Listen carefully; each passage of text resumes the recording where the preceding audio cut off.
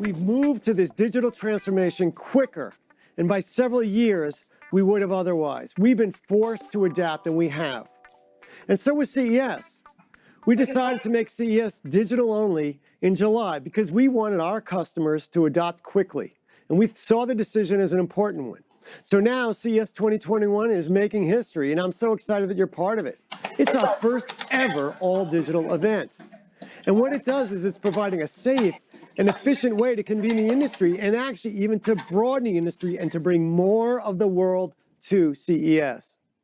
It allows new ways for attendees to meet, make deals, get business done. And global nature of CES. We needed a solution that could support a large global audience, that could perform at scale, that was accessible, and very importantly, that was secure. In October, we were very excited to announce Microsoft as our technology partner. The all-digital CES will be a true broadcast experience. We're going to have over 100 hours of programming, and you'll actually find many of the presentations available with captions in 16 languages, as well as American Sign Language. We're going to be bringing business leaders and industry experts directly to you in your home or in your office. We're going to allow you to connect with leading brands in our exhibitor showcase. And just like Las Vegas, you're going to have access to a media-only day to participate in the latest announcements and product launches. In fact, we've actually got more than 20 companies planning press conferences on Media Day. We're going to be bringing the entire global tech community together to connect and collaborate. To help you navigate the show, we will have a live anchor desk broadcasting keynotes, interviews, and announcements. Right there, when you log on to CS Digital Venue, you're going to see the anchor desk. We will cover what's coming up in the day ahead. We'll recap some of the major announcements that have taken place, any product launches, any news.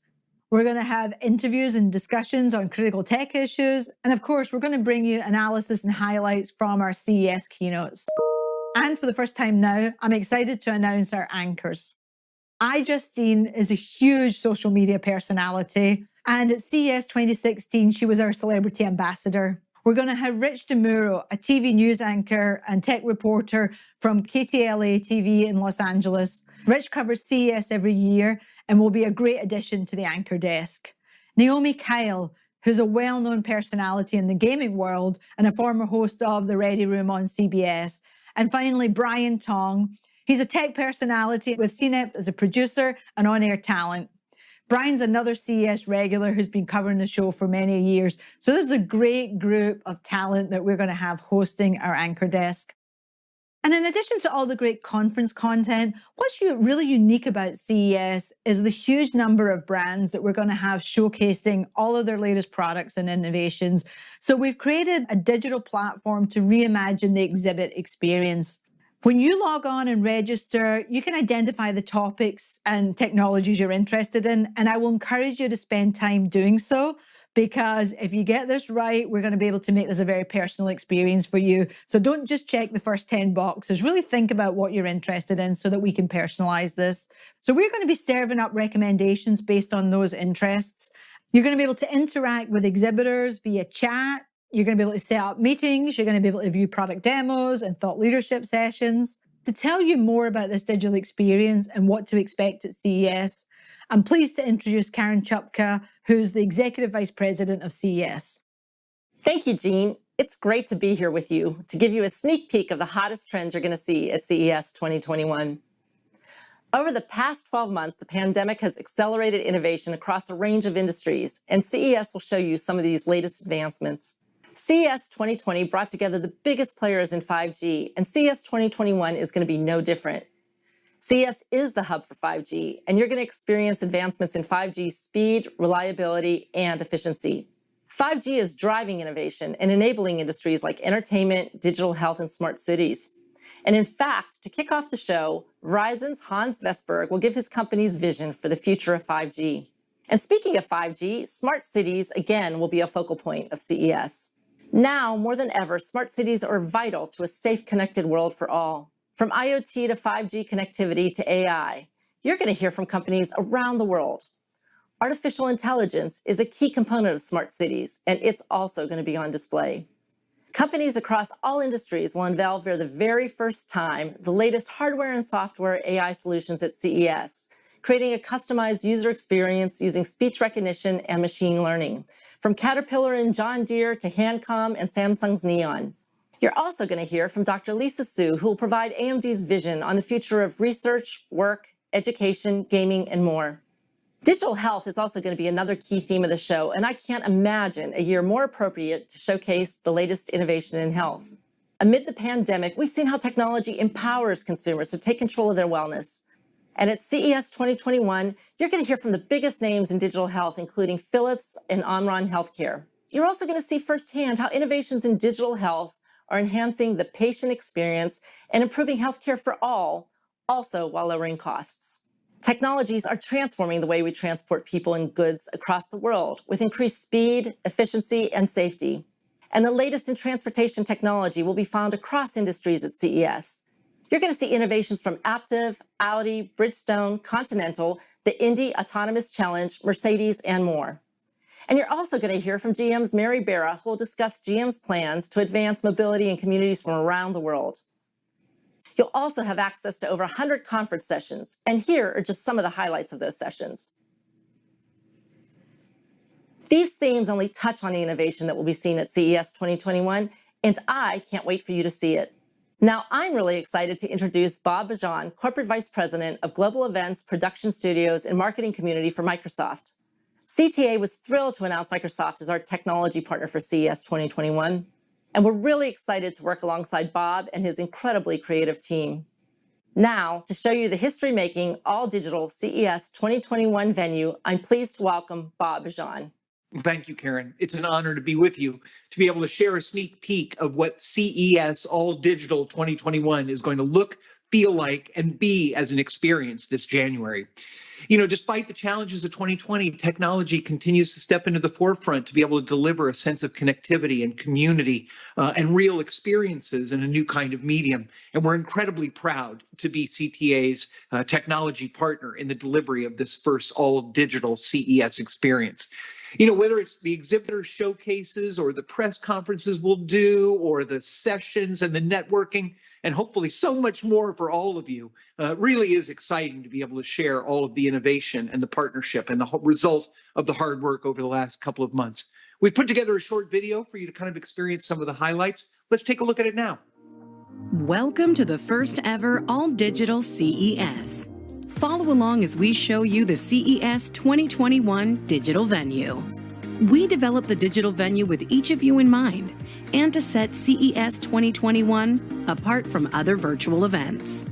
We created a user experience to be customized and engaging and also help facilitate collaboration. Let's dive into a few of the core features. Once logged in, you can create a personal profile,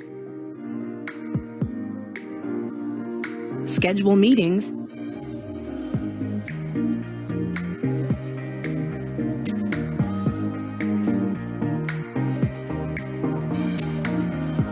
and develop a personal agenda.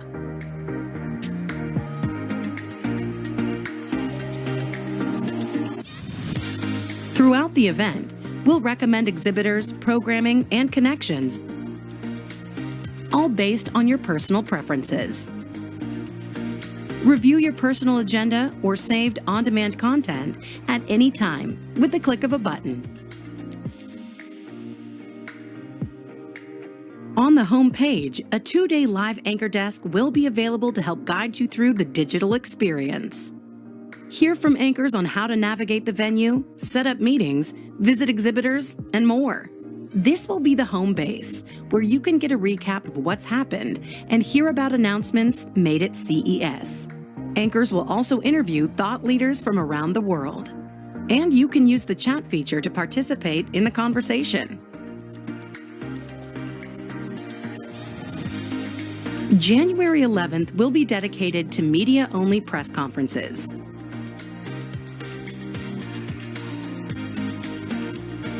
And on January 12th and 13th, visit the exhibitor showcases where brands and products will come to life with live product demos and exhibitor presentations. Search for technologies or exhibitors by company name or technology keyword. From there, Explore each exhibitor's showcase to watch relevant content, read stories, join live sessions, and set up meetings.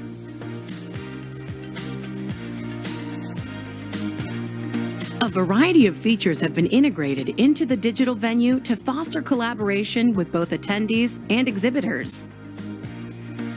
You can live chat with exhibitors, and you can connect one-on-one with attendees by messaging them directly.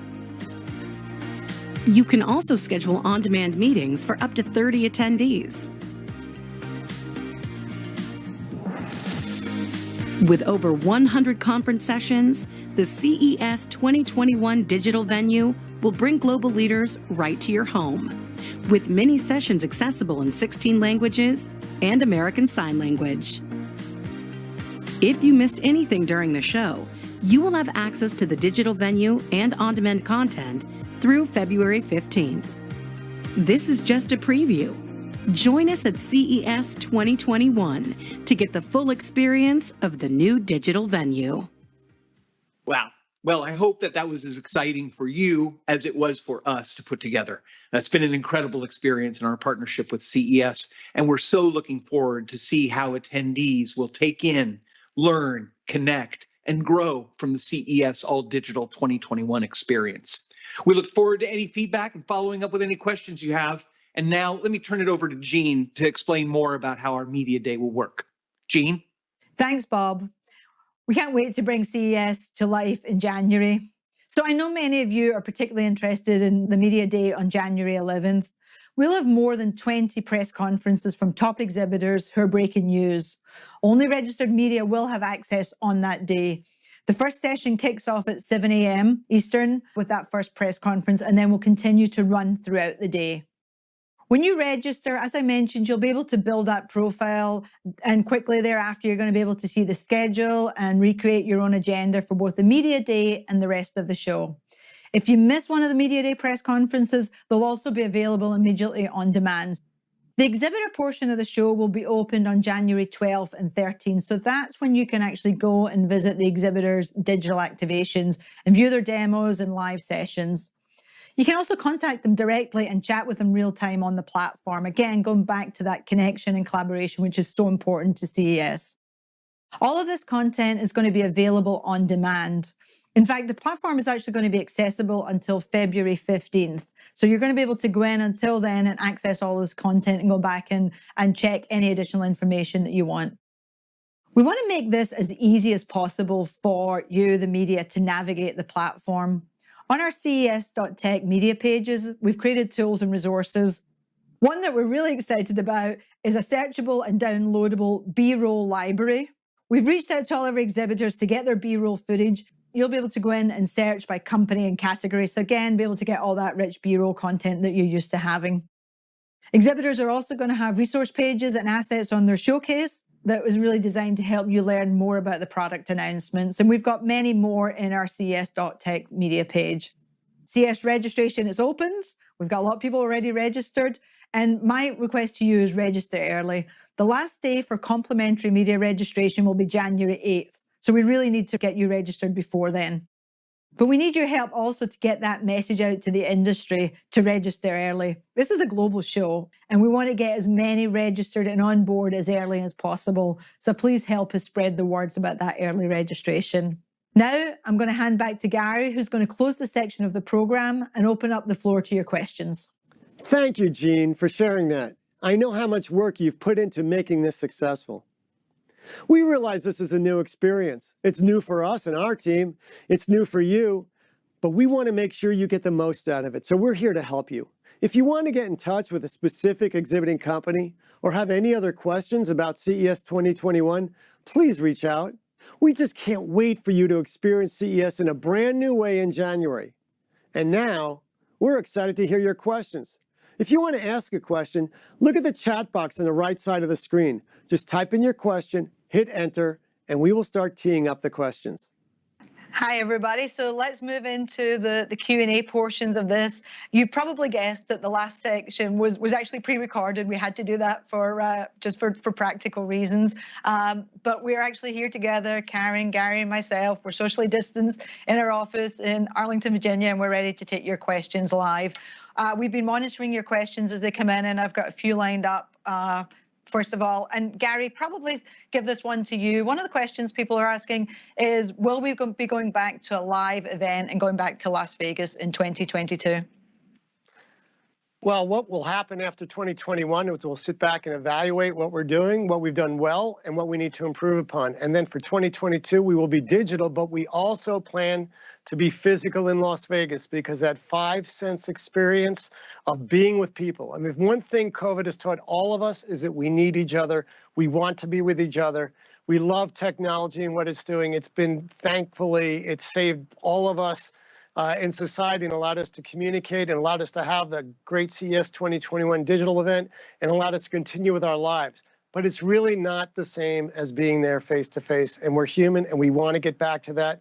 We will have the safest methods possible. Hopefully the vaccine will be there and be used by a great portion of the population, and we'll be looking at all our sanitary methods and doing the best practices. But already a whole bunch, hundreds of exhibitors have signed up for CES 2022 in Las Vegas.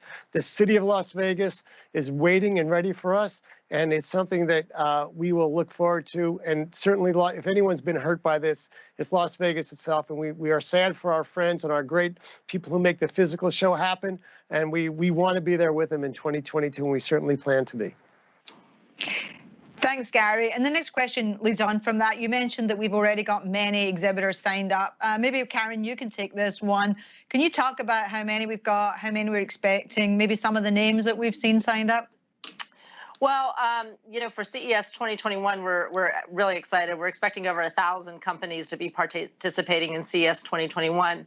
And we have many major brands already signed up, as you can imagine. We have Samsung, LG, IBM, Intel, Omron, Mercedes, Audi, the lists kind of go on and on. So we have a really exciting lineup of companies that are expected to make announcements as well at CES 2021. Great, thanks. Got a few questions about some of the technology trends. Maybe, Gary, I can throw that over to you. Can you elaborate a little bit more on some of the technology trends we expect to see at the all-digital CES? Well, one thing this pandemic has done, it's shaped a lot of where we're going with innovation, and innovation's definitely stepped forward. Technology's made a difference. It's changed how we work, play, communicate, educate our kids, and how we even get health care. So what we expect to see, of course, in addition to the great changes in mobility, the shift towards the electric car and self-driving, and other changes, we will see obviously a great focus on healthcare technology, but also a focus on broadband and things you can do for your home, not only for your home office to make it better, but also everything in your home that has to do with technology. Great presence there. We've talked about resilience in smart cities for years. Well, this year it's real. We've seen the importance of both those things. And maybe even the nature of smart cities will change as people are now maybe moving more to environments out anywhere when they can work anywhere, you can move anywhere. And that may be reflected in some of the smart city offerings, and also the focus on resilience. Certainly also with education, we'll see part of that because we've seen the importance of our kids. There'll be a lot of discussion about the importance of broadband and privacy and other things. There's a great shift in a focus on the importance of technology and also its availability to everyone in the world in a way that's reasonable. There's a lot of public policy issues being discussed, obviously a new administration coming into Washington, and that is something that will be prevalent at the show in many, many different ways, whether it's discussions that people have in there with the companies, and that's what this platform allows us to do with this venue, is to talk to the companies directly, or in some of the many multitude of hundreds of hours of sessions and conferences and focus we'll have. So we're seeing this technology is big. Obviously, people have invested in their video platform. TV is still the king. Over about 90% of the at least American homes rely upon that big TV set, and we've gotten bigger TV sets. We've shifted from 4K to 8K. The home viewing experience is amazing. The focus on streaming has grown rapidly. And even with the decline in formal sports programming, we've seen a great interest and investment in the video screens around for all sorts of things, and content and entertainment are obviously very big. Thanks, Gary. So we've talked a lot about, the fact that we've been trying to reimagine the trade show experience. We know that we can't quite recreate the magic that happens in a live event, but we wanted to try and do something different to reimagine a digital event. So maybe, Karen, this is one for you, and I'm going to read it directly. Do you have any extras to create that said magic of the event in Las Vegas? So anything extra that we're doing on the show to really create that collaboration? Yeah, I mean, I think, one of the things that we announced today was the anchor desk and the anchor talent that will be at the show. And, what we'll be doing as part of that anchor part of the show is it's actually will be live. It will take place over the 3 days of the show. But we also will be able to have all of our attendees send us comments via chat and talk to us in real time and kind of give us impressions of what's happening. So it really gives us an opportunity to engage with the attendee community via this anchor desk. And, I think one of the other unique things about what we're doing here this year is when you register for the show, you have the option of opting into the attendee directory. And when you do that, you can actually set up appointments. You can set up chat sessions with other attendees. And, this is something that, quite frankly, we've been asked to try to figure out to do in a live environment. And we haven't quite figured it out in a live environment, but we've been able to make it happen in a digital environment. And so I think that's something that's, going to be a unique opportunity, is that people will really be able to connect more than sometimes that random bump in an aisle in Las Vegas. Here, you can directly schedule appointments with people and chat with them and continue those conversations way after CES is even ended, because the platform remains open until February 15th. And we'll still have some surprises that we'll be announcing over the next couple weeks, so stay tuned. Great, Karen. So we're getting a lot of questions about Eureka Park. So for those of you who are familiar with the show, Eureka Park is our startup area. We bring in startups from across the globe. So we get some questions here that are asking about what are we doing for those smaller exhibitors that are usually in the Sands or at the back of South Hall. Karen, do you want to talk about that and what we're doing for our smaller exhibitors? Sure. So, and thanks for that question. So one of the things, as you had seen in the demonstration, is that when you register, and the same thing for exhibitors, when they register, we're asking them to select different topics and categories. And so one of the things that they're able to select on is startups. So first of all, it'll be very easy to search for startups. All you have to do is put in the word startups, and that will help bring up, who basically is listed as a startup. But also, we're working with a lot of our partners who've brought groups of startups, so like La French Tech, the Netherlands Group, Italy, and they're also bringing their groups of startups in and helping to compile all of those under their country umbrella. So there'll be a number of different ways that we can help you find startups and kind of discover some of those new technologies that you're so used to seeing in the Sands. The other thing I'm not sure that we mentioned, but the entire platform is also able to be searched via a keyword.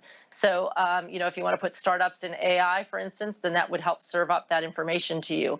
We'll also be using the information that you complete when you fill out your registration to help serve up content and exhibitors for you to explore. So these are just some of the ways that we can help make those magical connections happen in a digital world.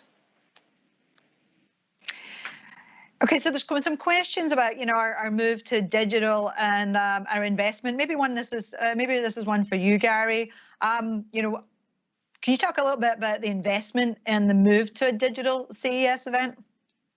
Absolutely. This was a process for us, and honestly, we began in February and formally in March to start looking at the possibility that we would have to shift to a purely digital format. So we explored and looked at every existing off-the-shelf package that we could find, and there are scores of them.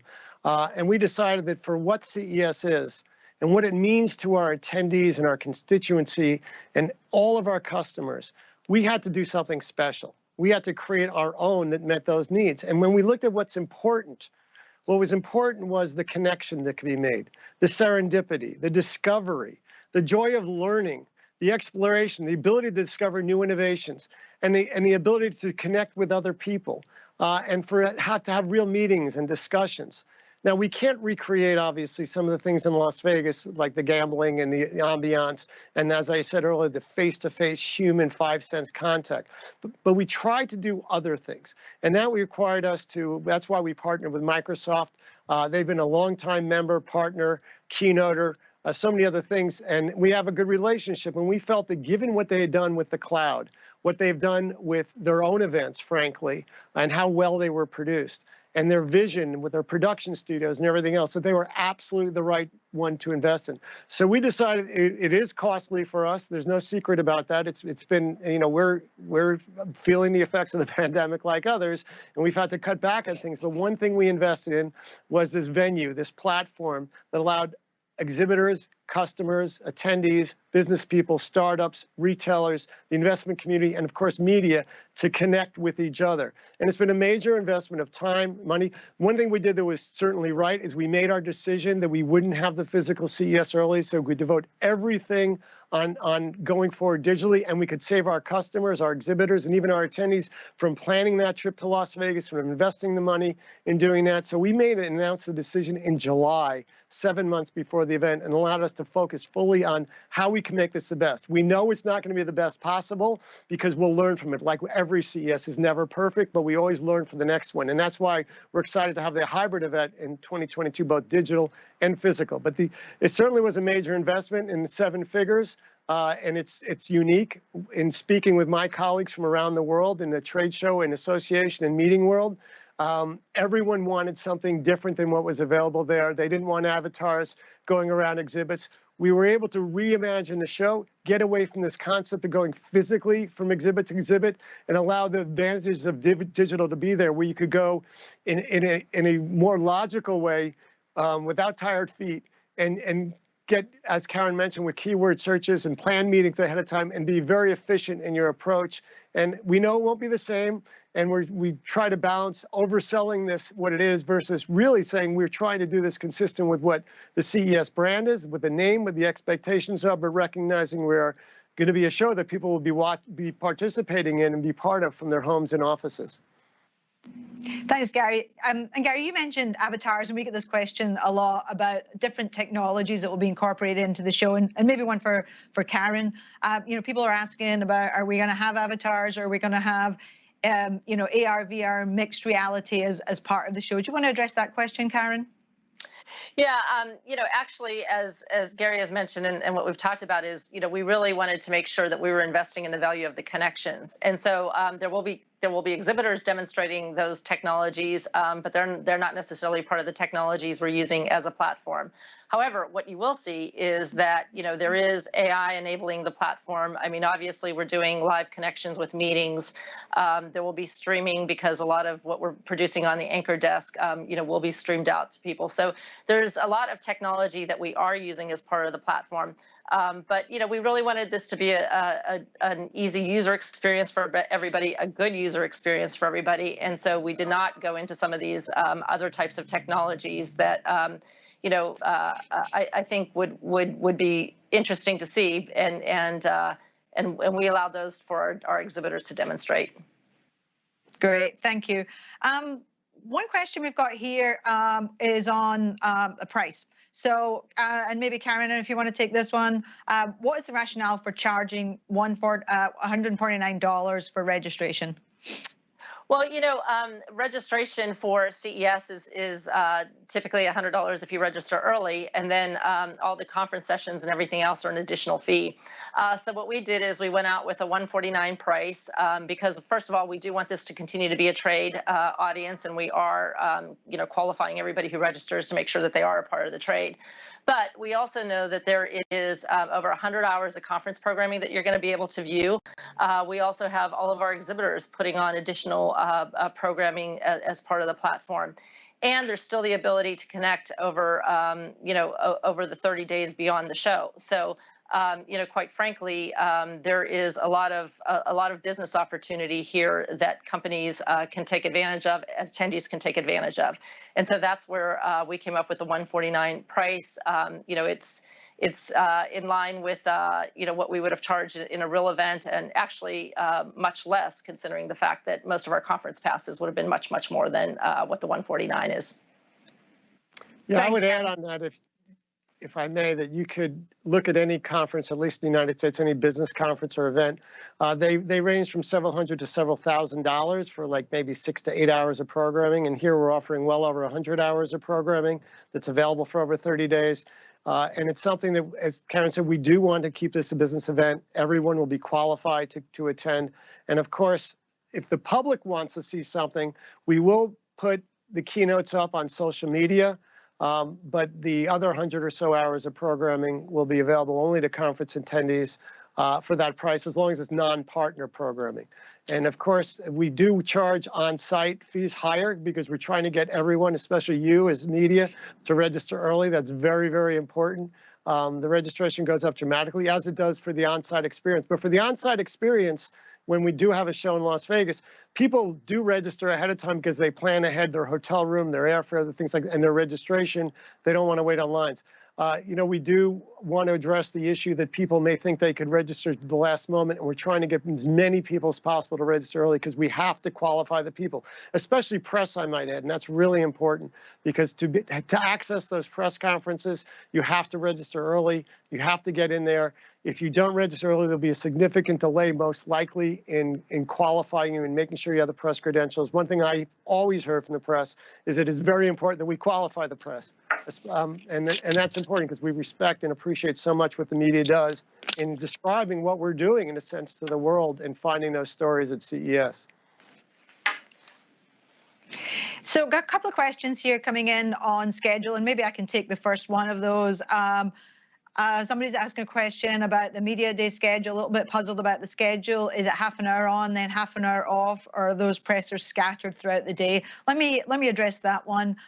So the conference sessions, the media day sessions, they're actually going to be a 30-minute session. Each, and we're going to schedule them throughout the day, because remember, there's going to be not just those sessions that are going at the scheduled time, but there's also going to be sessions that will be available on demand. So essentially, after a session runs, it's going to be available right away on demand. So there's always going to be something, there's always going to be sessions running.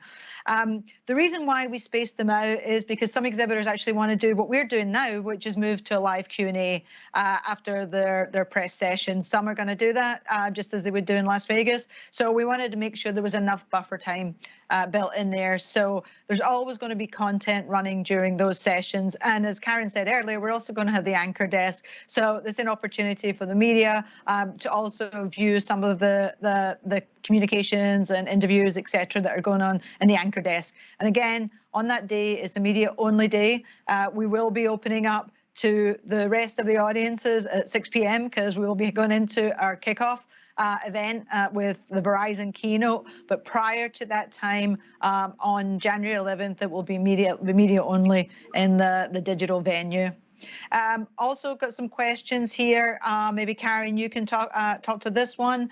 Will the sessions be keyed to a normal workday in Pacific time zone? So obviously, if we're in Las Vegas, we'd be operating on a Pacific time zone. Will we be doing the same on the digital event? Do you want to talk about how we're running the days on the digital venue? Sure. And actually, so, as Jean mentioned, on press day, it kicks off at 7 a.m. We'll actually open the platform a little bit earlier so all the media can get in and be on the platform and ready to go by 7 a.m. But then on day 2 and day 3, we're pretty much running programming from 7 a.m. through 8 p.m. Eastern time. So if you think 7 a.m. Eastern time, which is basically 4 a.m. Pacific time, and then through 8 p.m. with everything sort of wrapping by 9 p.m. Eastern time, which is 6 p.m. On Pacific time. So we really wanted to make sure that we had content going for not only West Coast and East Coast, but also for our friends in Europe and our friends in Asia. So the great thing about the platform is that sessions will be going live throughout the day, throughout the 2 days. But then anything that has aired will still be available as video on demand. And so you'll still have the ability to come in and revisit those sessions that have taken place maybe earlier that you missed, or later in the day that you missed. So there is that opportunity to view things live. and then to come back and rewatch things maybe that you missed, or maybe you didn't feel that you had to catch live because you just really wanted to follow up on it later. So there will be content going on throughout the day for multiple time zones, because as a worldwide event, we wanted to make sure that people were able to tune in and see relevant content. Great, thank you. So we've got lots of questions here. I'm getting the producers calling time now, but I've got one more question. Before I go into that question, all of the great Q&As, questions that we've got here, we'll actually put them on a Q&A sheet and we'll answer as much of those online as possible, the ones that we didn't get to today. But I wanted to wrap up with a final question. And Gary, this is one for you, and it's more about a projection for the future. You plan to be back in Las Vegas in 2020. What's the outlook for other exhibitions and trade shows? And this person asked specifically about, will we see the return of auto shows? Well, that's a great question. I mean, I believe intensely in the human experience, and you'll never change me from that, the fact of people getting together. But we are dealing with a pandemic, and we made the decision about CES in 2021 because we wanted to be part of the solution, not the problem. We didn't want to have people concerned coming to Las Vegas at this early stage where we didn't expect a vaccine to be widely available. So we were very, very careful. We did have plans we were looking at very carefully about what we could do, all sorts of things to ensure a safe environment, or try to get the safest environment possible. And that's what we'll be talking about for 2022. In the short term, it's challenging. I'm not going to be dishonest about that. I mean, certainly in Asia, some Asian countries where the pandemic has been pretty much squashed, I think there are very strong exhibitions going on already. And I think that's a good thing, and that's a good sign for the world, because they're dealing with the possibility of a pandemic. Global travel has pretty much been very reduced, so global events for the short term are not, it's going to be challenging. But as we get this virus under control, as the vaccine becomes globally widespread, as we have other ways of not only detecting the virus on people, but also treating the virus, the mortality rate, we've already seen it gone down dramatically. And we'll deal with it the way we've dealt with other things that have been thrown at us. But we are human beings, and that's really important, and we want to get together with each other. Business has to be done. Serendipity has to occur. And I love technology. I am the paid cheerleader for the technology industry. But I believe in the power of being with other people. And I believe in the long term, we have a great and exciting future with a lot, not only CES, but many of the other great exhibitions and trade shows and meeting events in the world are important. We will get back to international travel. I love seeing my friends from around the world face to face. I'm sad that I will not see many of you directly, but I look forward in 2022 to seeing you. And I think we have a very great future, but as human beings, we just have to get through this next year. Thanks, Gary. And thank you all for sticking with us during this session. We're about 40 minutes now, so we're just going to wrap up. Any of the questions, as I said, that we didn't get to answer today, we'll put on our Q&A sheet, and we'll put that on our website. Please register. Register as soon as possible. Spend a little bit of time building out your profile so that we can make this highly personalized for you. I think it's going to be a great experience, and we welcome your questions, and we look forward to seeing you online. So thanks all for your time.